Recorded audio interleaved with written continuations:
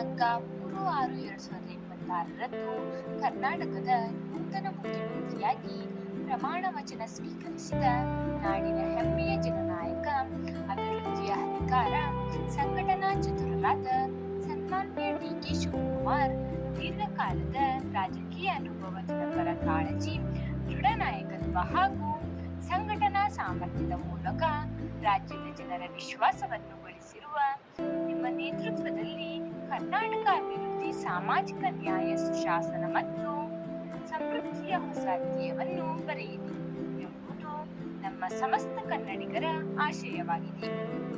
ರಾಜ್ಯದ ಸರ್ವಾಂಗೀಣ ಅಭಿವೃದ್ಧಿಗೆ ರೈತರು, ಕಾರ್ಮಿಕರು, ಯುವಕರು, ಮಹಿಳೆಯರು ಹಾಗೂ ಸಮಾಜದ ಎಲ್ಲಾ ವರ್ಗಗಳ ಕಲ್ಯಾಣಕ್ಕೆ ನಿಮ್ಮ ಆಡಳಿತ ಹೊಸ ದಿಕ್ಕು ಮತ್ತು ಚೈತನ್ಯ ನೀಡಲಿ ಎಂದು ಹಾರೈಸುತ್ತಾ ಮತ್ತು ನಿಮ್ಮ ದೂರದೃಷ್ಟಿಯ ನಾಯಕತ್ವದಲ್ಲಿ ಕರ್ನಾಟಕ ದೇಶದಲ್ಲಿ ಮಾದರಿ ರಾಜ್ಯವಾಗಿ ಹೊರಹೊಮ್ಮಲಿ ಎಂದು ಉತ್ತರ ಕನ್ನಡ ಜಿಲ್ಲೆ ಯಲ್ಲಾಪುರ ಕ್ಷೇತ್ರದ ಜನಮೆಚ್ಚಿದ ಶಾಸಕರಾದ ಶ್ರೀ ಶಿವರಾಮ್ ಹೆಬ್ಬಾರ್ ಅವರು ಹಾರೈಸುತ್ತಾ ಯಶಸ್ವಿ ಆಡಳಿತಕ್ಕಾಗಿ ಹೃತ್ಪೂರ್ವಕ ಅಭಿನಂದನೆಗಳು ಹಾಗೂ ಶುಭ ಹಾರೈಸಿದರು.